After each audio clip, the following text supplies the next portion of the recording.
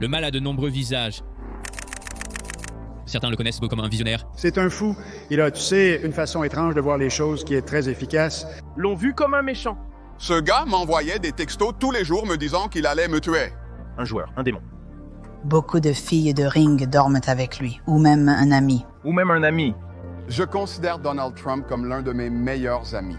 Nous avons aussi une Madame Dana White qui a fait du bon travail. Malgré ses avantages et défauts, l'UFC ne serait rien sans son dirigeant aux multiples visages et facettes, Dana White. D'accord, commençons ce spectacle. C'est un lion, un sac de merde à deux faces. Il y a plein de gens qui aimeraient m'agresser. Faites la queue. C'est putain d'illégal. C'est un connard. Elle m'appelle putain de spectacle Rogan. Je veux te huiler. Qu'est-ce que ça veut dire, bordel? Pour comprendre la psyché de quelqu'un, surtout une aussi moralement ambiguë que celle de Dana White, nous devons observer la source, la racine, la cause. Le point focal de l'état d'esprit commercial de Dana est ancré depuis ses années formatrices, une enfance rude et sans amour ni soin. Ouais, je ne parle pas beaucoup de mon éducation. Ma mère, j'ai grandi avec une mère célibataire qui travaillait très dur, tu sais. J'ai certainement hérité de son éthique de travail. Mon père était alcoolique, il n'était jamais là, et quand il se montrait, tu ne voulais pas qu'il soit là. En grandissant, ma mère et moi n'avions pas une très bonne relation. Ma mère avait l'habitude de me dire que j'allais être juste comme mon père et ne rien faire de ma vie. Tu sais, ma mère a fait beaucoup de merde comme ça et je ne dis pas que c'est ce qui m'a poussé, mais ça n'a pas aidé, tu vois ce que je veux dire. Je n'apprécie plus la personne que Dana est devenue. Il semble avoir perdu ses valeurs morales en chemin. Il maltraite les gens. C'est terrible la façon dont il parle des femmes et traite les femmes. Cela me dérange vraiment parce que je ne crois pas que je l'ai jamais élevé pour se comporter ainsi. Dans le roman et l'interview, ils ont dépeint un homme froid et calculateur, loin de l'enfant aimant qu'ils ont connu autrefois. Avoir sa mère retournée contre soi pourrait donner de la crédibilité à ces accusations sévères. Ou peut-être est-ce simplement une question de désespoir financier, une histoire de quelqu'un renonçant à toute moralité pour de l'argent rapide, peu importe qui a raison ou tort. La relation de Dana avec ses parents l'a conduit à devenir l'homme que nous connaissons aujourd'hui. Étiez-vous triste en apprenant leur mort? Pour être honnête, je n'ai pas ressenti de tristesse quand ils sont décédés. Ma façon d'être construit et ma motivation font que je n'avais presque pas de sentiments à ce sujet. Je suis sérieux quand je dis que je ne changerai pas une seule chose à la façon dont j'ai été élevé. Si je n'avais pas eu mes parents, si je n'avais pas eu l'éducation que j'ai eue, je ne serais pas la personne que je suis aujourd'hui. Comme tout empire, les débuts de Dana furent difficiles. Avant son alliance avec les frères Fatita et l'essor de l'UFC actuel, White était impliqué avec plusieurs personnages louches. James Whitey Bulger, célèbre chef mafieux puissant et influent, avait un accord avec Dana qui a mal tourné. Les détails de leur relation d'affaires restent mystérieux, mais Bulger a fini par mettre White sur sa liste noire.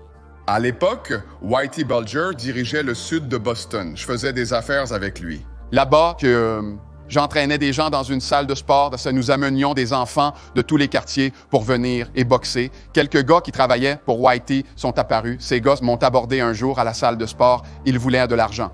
Ils sont partis ce jour-là. Je pensais, mec, ce sont des gens que je ne veux même pas connaître. Tu sais, c'est comme 1500 $, 2500 $, peu importe le chiffre. À l'époque, c'était comme 25 000 pour moi en ces jours-là. Et tu sais ce que je veux dire, non? J'ai reçu un coup de téléphone chez moi et ils ont dit que tu as jusqu'à demain pour nous payer. Et je suis genre, ou quoi, tu vas le découvrir? Qu'est-ce que tu pensais qu'il allait se passer?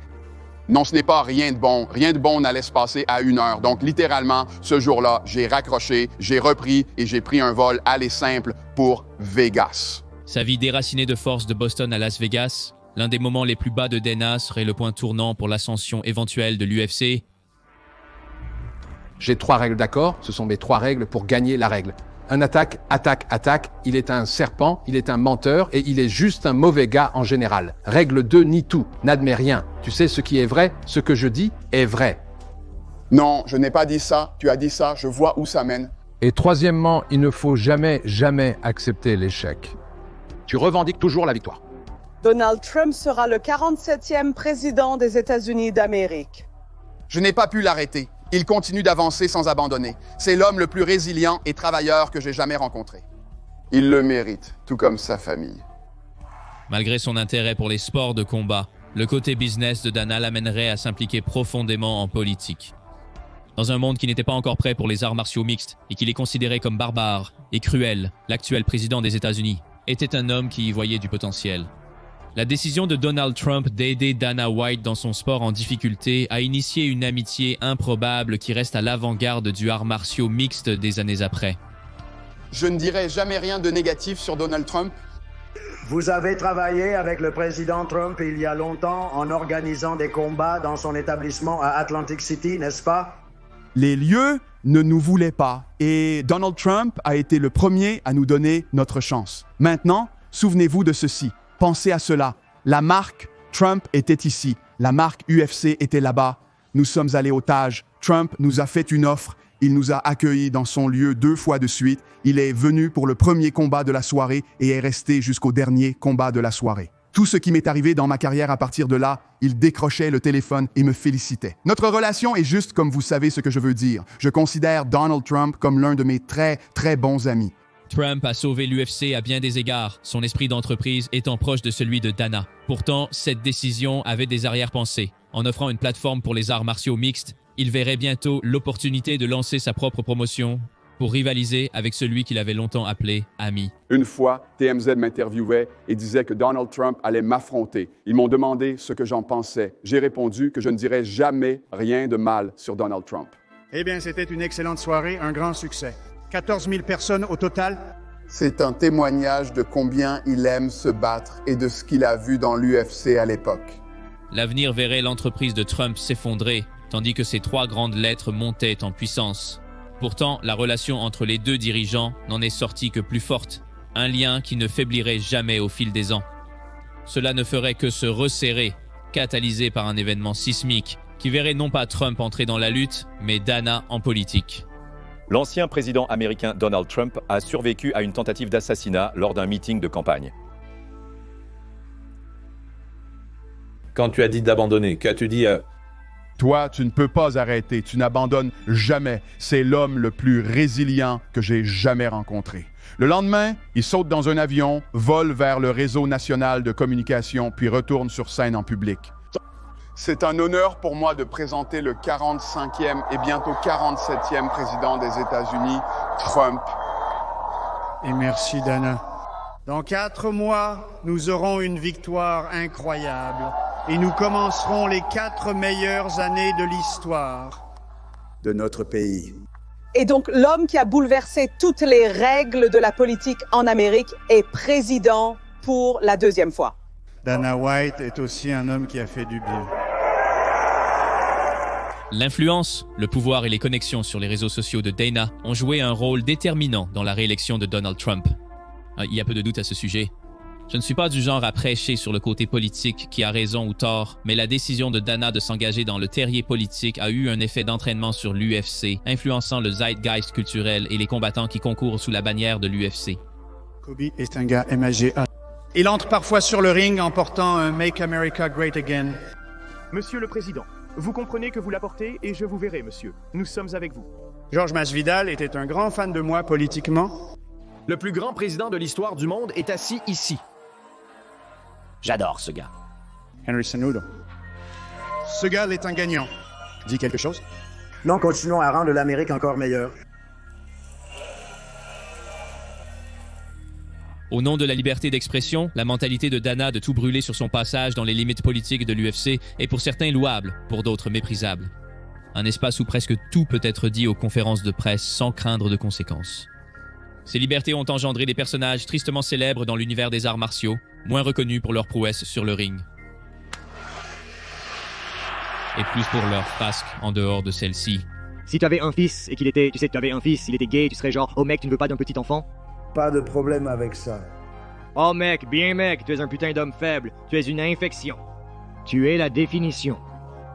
De faiblesse, tout ce qui ne va pas dans le monde est à cause de toi, putain. Je suppose que j'ai beaucoup d'employés gays, je suppose que j'en ai beaucoup. Qui s'en soucient, tu sais, je m'en fiche. Qui s'en soucient exactement? Bien pour toi, tu vis ta vie, contrôle ce que les gens disent, va dire aux gens ce qu'ils doivent croire. Je ne dis à aucun autre être humain quoi dire, quoi penser, et il n'y a pas de laisse. Il n'y en a aucun. Les transgressions de Sean Strickland méritent leur propre vidéo, mais les actions récentes de Brice Mitchell les ont peut-être entièrement surpassées. Et donc je vais sur Twitter très rapidement et je vois ce clip de Bryce Mitchell sur le podcast Arkansanity acclamé par la critique.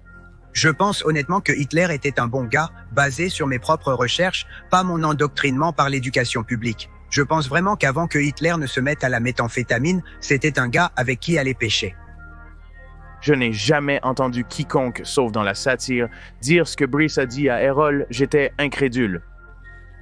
Dans toute autre industrie, cela ruinerait la carrière de Tug Nasty, mais le roi de l'UFC avait une approche différente, non orthodoxe, mais appropriée pour un tel homme. J'ai entendu beaucoup de conneries ignorantes dans ma vie, mais celle-ci est probablement la pire. Littéralement, l'un des êtres humains les plus stupides. N'oublions pas que c'est un gars qui a pris une perceuse à travers son scrotum, puis a dû le renverser et sortir la perceuse de son. C'est le niveau de stupidité. Bryce Mitchell risque-t-il une sanction de l'UFC pour avoir dit « C'est ce que tout le monde veut entendre à propos des punitions, la liberté d'expression. Je n'ai pas à l'aimer. Vous n'avez pas à l'aimer. Pour tous ceux qui détestent Bryce Mitchell, vous pouvez le voir, espérons-le, se faire battre à la télévision mondiale. » Dana serait critiqué pour sa décision de ne rien faire du tout, mais peu pourraient se douter de son engagement envers ses propres valeurs et de son indifférence envers ceux qui n'étaient pas d'accord avec lui. Que Dana suive le bon chemin après l'élection de Trump ou que ce soit une pente glissante vers un résultat plus sinistre, je vous laisse en juger. Mais connaissant l'obstination de celui que beaucoup appellent « patron », il est difficile d'envisager des changements significatifs prochainement. C'est un lion, un sac de merde hypocrite et à deux visages. Parce que tu es un lion à deux visages, imbécile. Frank Shamrock, tu m'as plus énervé que quiconque, à part Tito Ortiz. Je comptais le ridiculiser lors d'un combat de boxe. Je déteste ce salaud. Je me fiche de ce que Ariel Iwani pense. Je n'appréciais pas Francis en tant que personne. Ce n'était pas quelqu'un avec qui je voulais faire affaire. Il joue les bons gars, mais il ne l'est pas vraiment. Il semble être un gentil gars, mais en réalité, il ne l'est pas. Je ne comprends pas sa langue. Il est profondément ironique que malgré la passion de Dana White pour la liberté d'expression, son pouvoir et son influence aient souvent conduit à l'effacement total de ceux qui osent exprimer leur désaccord, même un instant, dans le monde des arts martiaux mixtes. Le visage impitoyable et intransigeant de Dana White a contribué à son succès et son pouvoir. Un côté qui rappelle au monde que même les plus grands combattants de notre génération ne sont pas à l'abri du long bras du patron. Demetrius Mighty Mouse Johnson pourrait bien être l'exemple le plus flagrant, un homme vénéré et respecté par de nombreux fans inconditionnels, mais pour le grand public, un nom totalement inconnu. Demetrius Johnson, mec. Mighty Mouse, il a très peu de failles. Son technique, cependant, est impressionnante. Quand je le vois faire des choses comme... Probablement le meilleur de tous les temps, actuellement. Le meilleur de tous les temps, oui, je suis d'accord. Inattendu pour un homme avec un record de 11 défenses de titre, mais ses batailles en dehors de la cage avec Dana White assurent que les écritures de combat seraient écrites sans son nom. Ses appels répétés pour une meilleure rémunération, pour lui et ses frères et sœurs d'armes, l'ont placé dans le livre noir du patron. J'ai argumenté et je n'ai pas argumenté, mais je me suis battu pour les points de pay-per-view, parce que c'est là que vous commencez à faire cette prochaine richesse. N'est-ce pas? Merde, John Jones a un combat, quoi. 2, 3 ans, n'est-ce pas? Et il a gagné tout cet argent en points de pay-per-view. Donc, il a l'opportunité de prendre 2 à 3 ans de congé, n'est-ce pas? Donc, pour moi, j'ai combattu et combattu et combattu et je disais que je voulais des points de pay-per-view. Ils ont spécifiquement dit qu'ils ne donnent pas de points de pay-per-view aux gars de poids mouche. Quand j'ai combattu Hiroshi Udo, ils m'ont donné des points de pay-per-view juste pour ce combat. Tout d'abord, quand il a conclu son accord, il ne voulait pas de pay-per-view, n'est-ce pas? Il ne voulait pas de pay-per-view, il voulait de l'argent en avance, pas de pay-per-view. Vous savez, il n'était pas très confiant en sa capacité à vendre des pay-per-view. Il a le pay-per-view le moins vendu de l'histoire de l'UFC à l'ère moderne. Fondamentalement, l'UFC a toujours été un jeu d'argent plutôt que de combat, de divertissement plutôt que de morale et de principe. Demetrius a représenté ces derniers traits à la perfection et sa détermination à s'aider lui-même et ses collègues athlètes serait finalement sa perte et presque celle de toute la division des poids mouches. Forcé d'affronter le roi des poids coqs, T.J. Dillashaw, Mighty Mouse n'avait d'autre choix que de s'imposer. Ont-ils menacé d'abolir simplement la division si vous n'acceptiez pas ce combat? Oui. Il n'a jamais été menacé. Nous allons supprimer la division. C'était totalement inutile. Et 90% de ce qu'il a dit était complètement des conneries. Malgré son statut de grand poids pour poids, Demetrius Johnson au sein de l'UFC n'a jamais été payé à sa juste valeur. Grâce à un accord de promotion mutuelle, il chercherait fortune ailleurs. D'abord dans un championnat. Il fait des mouvements un peu plus petits. Oh, gros droit, Demetrius Johnson. Il a fini? Gros genou! Et maintenant, en tant que créateur de contenu, assurez-vous de laisser un j'aime pour Leo Cooper, arts martiaux mixtes.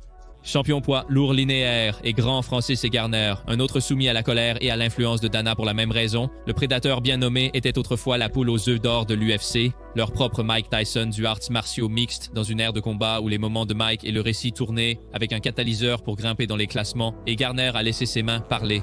Pour essayer d'obtenir un match avec Ngannou.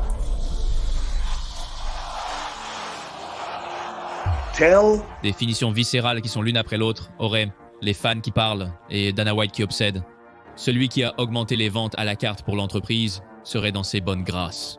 Francis détient le record du monde du coup de poing le plus puissant. Son coup est équivalent à 96 chevaux, ce qui équivaut à se faire frapper par une Ford Escort allant aussi vite qu'elle le peut. White avait manifestement orchestré et mené son ascension vers le trône des poids lourds. Mais le destin verrait le chemin de Francis vers le sommet étouffé aux mains de Stipe Miocic, avec le poids des attentes qui tombaient sur lui en plus d'un combat terne contre Derrick Lewis. Aux yeux de Dana White, Francis Ngannou était maintenant un outil en baisse, un actif en déclin, un qui allait bientôt être encore plus problématique. Je pensais qu'il allait être le prochain, je pense que son ego l'a emporté. Je peux vous dire que son ego ne l'a absolument pas emporté. Dès que cela vous arrive dans le jeu de combat, vous voyez ce qui se passe, commence à se désagréger. J'ai eu quelques rencontres personnelles avec lui et l'ego de ce gars était tellement hors de contrôle. Bien que devenu le roi en titre des poids lourds, son salaire était éclipsé par des athlètes inférieurs d'autres sports. Avec tout à perdre maintenant détenteur de la ceinture, il a choisi de s'exprimer, plaidant pour de meilleures rémunérations et libertés pour les combattants de l'UFC, risquant de mettre fin à son mandat dans la promotion. Évoquer vos griefs envers le patron et son empire est une chose, l'affronter directement en est une autre. En y réfléchissant, vous vous dites que ce contrat est foiré. Ce n'est pas un contrat, c'est une propriété. Je ne veux pas être possédé par quelqu'un, je veux juste être libre. Je pense que la façon dont l'entreprise est organisée, ils vous payent ce qu'ils veulent vous payer. Ils vous laissent prétendre que vous négociez alors que vous ne négociez pas. Récemment, ils ont signé un énorme contrat avec Crypto.com. C'était une bonne affaire pour eux. Nous avons proposé à Francis un contrat qui l'aurait fait le poids lourd, le mieux payé de l'histoire de la société, et il a refusé le contrat. Il ne veut pas prendre beaucoup de risques, il a l'impression d'être dans une bonne position où il pourrait combattre des adversaires moindres et gagner plus d'argent. Nous allons le libérer de son contrat, et il peut aller où il veut et faire ce qu'il veut. Francis avait quitté la division au sommet selon ses conditions, abandonnant son trône. Pour lui, le succès n'était pas la ceinture d'or, c'était d'assurer un avenir à sa famille. Il avait pris un risque en renonçant à cette distinction, quittant un sport pour en conquérir un autre. Je suis sûr que vous connaissez bien la conclusion de cette saga. Francis pense simplement qu'il est dans une position où il a un combat Conor McGregor-Mayweather entre ses mains, ce qui n'est pas le cas. Nous avons une grande nouvelle concernant le champion poids lourd World Boxing Council Tyson Fury, ici sur Sky Sports News. Et son équipe ont annoncé que Fury affrontera l'ancien champion poids lourd de l'UFC, Francis Ngannou. Nous sommes tous les deux beaucoup payés à partir du moment où vous avez signé pour ce combat. Alors nous allons... Alors aucun doute là-dessus, ça divertit. Je viens pour tout. Une tâche presque, sinon impossible, pour Francis Ngannou de boxer un gars qui semble ne pas pouvoir être touché, même par les meilleurs boxeurs poids lourds du monde. 100%. Tyson Fury tombe! Il l'a fait tomber avec un crochet du gauche! Quand tu l'as fait tomber au deuxième round, j'ai sauté du canapé. Et sauté en l'air. J'ai gagné dès l'instant où ils ont accepté le combat, où ils ont signé le combat, car je pense que j'ai été très sous-estimé. Comment pensez-vous que Dana White se sent par rapport à ce qui s'est passé samedi? Qui s'en soucie? Je pense que vous devez lui envoyer une invitation pour que vous puissiez accentuer. J'aimerais aussi savoir... Demetrius Johnson. Je sais que Ngannou a peut-être évité un terrible sort aux mains de Dana White, mais leurs histoires restent des exceptions. On ne peut pas en dire autant d'un autre. Pas un combattant, mais un visage familier plus infâme que la plupart des gladiateurs de l'octogone. Ariel Helwani, après le combat à l'UFC 113 avec le président de l'UFC Dana White, allez-vous combattre le gagnant de Conor Eddy? Je veux me battre avec toi. Quelque chose contre moi? Tu ne m'aimes pas, Nick? J'ai l'impression que tu provoques assez souvent des bagarres. Oui, il est... On a un stick-out. Ariel Helwani avait autrefois entretenu une relation amicale avec Dana White et s'est établi comme le porte-parole des médias arts martiaux mixtes grâce à des années de travail acharné. Mais en accomplissant son devoir journalistique, sa relation avec le patron finirait par se détériorer. 50 UFC 200 a été le point de non-retour. Malgré les désistements de combats qui ont fait décliner l'événement, Dana et sa compagnie avaient réussi à monter un spectacle marqué par le retour de Brock Lesnar. Une annonce confidentielle a dévoilé seulement quand requis. Ariel révélerait la nouvelle avant un avis officiel, mettant le monde du art martiaux mixtes en émoi, rompant son lien avec l'UFC et irritant Dana. C'était sale. Il sait que c'était sale. Il a organisé une grande fête de la pitié pour lui-même, pleurant devant la caméra. C'est juste putain de ridicule. Alors pourquoi avez-vous divulgué l'information? Je n'ai rien divulgué. Je ne trahirai jamais cette confiance. On ne m'a jamais dit qu'un sujet était sous embargo ou qu'il s'agissait d'un mensonge. Jamais. Ne laisse jamais personne te pousser à bout. Ne laisse jamais personne te dire que tu ne peux pas faire quelque chose. Tu peux faire tout ce que tu veux. Bien que le laissez-passer média d'Ariel soit finalement rétabli grâce au soutien des fans et même des combattants, sa relation avec White reste pleine d'animosité. À travers ces trois, un schéma commun se dégage. Des querelles commencées en profondeur, non pas à cause de l'argent ni même de la poursuite de la célébrité, mais plutôt à cause de la mise à l'épreuve d'un ego fragile. Pour un homme d'affaires à l'esprit inébranlable, cela représente une scie psychologique à double tranchant. Le compromis, un appétit insatiable pour plus d'argent, de chiffres et de nouveaux horizons. L'UFC moderne est devenu, comme prévu, un empire multimilliardaire que Dana avait toujours envisagé. Malgré la précipitation évidente à le cultiver, seul le voyage vers le sommet pouvait véritablement satisfaire ses besoins. Avec ce désir est venue la décision d'entreprendre une nouvelle aventure. Pour apaiser le visage d'affaires de White, il faudrait du nouveau. Un sport qui fait des vagues virales.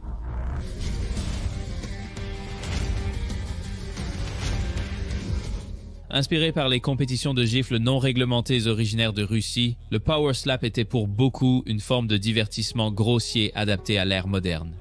Adapté à l'ère du contenu court, Dana avait vu le potentiel financier de ces moments viraux, cherchant à professionnaliser et à transformer un numéro de nouveauté en un empire sportif. Un concept qui a suscité de nombreuses critiques. Les préoccupations concernant le bien-être des athlètes et les risques pour la santé à long terme restent vives, et pourtant le patron, Everhead Strong, reste convaincu de son succès à grande échelle. L'accord que je viens de conclure pour Slap est plus important que celui conclu avec Spike Television pour l'UFC après la première saison de The Ultimate Fighter. Je me fiche de ce que les médias disent à ce sujet. Ils n'ont pas d'importance. Peut-être que dans une réalité sombre et tordue, White y voit une perspective positive. Power Slap pourrait bien se répéter. Un sport, maintenant boudé et moqué, bientôt vénéré, un chemin que l'UFC a déjà suivi avant de devenir la superpuissance mondiale d'aujourd'hui. Dana a une confiance absolue en son nouveau jouet et refuse d'écouter ceux qui lui disent non. Nous sommes numéro 1 dans tous les sports. Et quand je dis tous les sports, si vous prenez la NFL, la NBA, la NHL, F1, WWE et qui obligent et les ajoutez tous ensemble, leurs chiffres ne se comparent pas aux claques. Ce désir incessant de promouvoir ce que beaucoup considèrent inhumain et barbare. Cela pourrait représenter des graines psychologiques qui commencent enfin à germer. Dana White a-t-il perdu la raison en bâtissant ce nouvel empire? Je vous laisse en juger. Même avec cette incursion dans un monde étranger, le visage d'affaires de Dana n'a jamais été pleinement satisfait. Une décision peut-être motivée par le déclin progressif à long terme de Power Slap, mais il retournerait au sport qui l'avait intrigué initialement. En s'alliant à la Turquie, le dirigeant de l'UFC cherche à dominer la boxe. Pendant des années, ce sport a été en déclin à cause de politiques promotionnelles, de querelles juridiques et d'un excès de ceinture dans chaque catégorie de poids. Le arts martiaux mixte a surpassé son héritage et maintenant White veut appliquer sa philosophie d'entreprise à ce nouveau domaine. Turquie, elle secoue et Dana White a fait l'annonce. Il y a seulement quelques heures, ils se sont associés et ils vont lancer une nouvelle ligue en boxe. OK? Nouvelle ceinture, nouveaux combattants, nouvelles règles, en gros. Dana White, que vous l'aimiez ou que vous le détestiez, il est le seul homme dans le monde des sports de combat qui a construit quelque chose de plus grand et de plus fort que tout ce qu'Eddie Hearn et Frank Warren ont fait. Le meilleur combat, le meilleur. Vous grimpez dans les classements. Et une fois que quelqu'un se hisse dans le top 5, il n'y a aucune question sur qui sont les 5 meilleurs gars du monde dans chaque catégorie de poids. Et ils se battent. Et puis, une fois que quelqu'un détient cette ceinture, vous n'avez pas besoin de 3 lettres devant la ceinture. Celui qui a cette ceinture est le meilleur au monde dans cette catégorie de poids. C'est un modèle très simple. Pour diriger une entreprise de l'ampleur de l'UFC, il faut porter un masque devant les masses, une façade d'entreprise pour apaiser les micros des médias, un comportement civil et posé pendant tant d'années au sommet. Dana White a fait exactement cela, cachant sa vraie nature au fil des ans. Nous avions vu des rumeurs au pire, des aperçus au mieux de la vraie nature du président de l'UFC. Mais lors d'une nuit de Nouvel An arrosée, la vérité finirait enfin par éclater. Vous pourriez être filmé en train de frapper une femme. Peu importe si vous avez été frappé, frapper une femme est inacceptable. Quel message envoyez-vous à vos combattants et employés si cela reste impuni? Quel genre de message est-ce? Pensez-vous? Il peut faire n'importe quoi, non qu'il sera pardonné. Non, c'est permanent. Le moment où Dana White a enlevé son masque a révélé une facette inconnue de lui. Que ce soit dû à une dispute ivre ou à quelque chose de plus profond, il est ironique qu'un homme dirigeant les gifles de puissance soit critiqué pour la même chose. Malgré son remords, le masque de Dana s'est fissuré, brouillant les lignes. Vous ne posez jamais vos mains sur une femme. Il y avait certainement beaucoup d'alcool impliqué, mais ce n'est pas une excuse. Et quelle est ma punition? Voici ma punition. Je dois me promener pendant combien de temps je vis? Est-ce 10,4 ans ou est-ce encore 25 ans? C'est ainsi que je suis étiqueté maintenant. Son pouvoir et son influence ont causé des dommages durables à son influence et à sa répétition. Peut-être qu'au fond de lui, il sera toujours plein de regrets. Un homme si rarement noté devant la caméra et les lumières vives. Il n'y a pas d'argument à faire ici que ce côté de Dana, enregistré à son insu par un œil indiscret, était le vrai.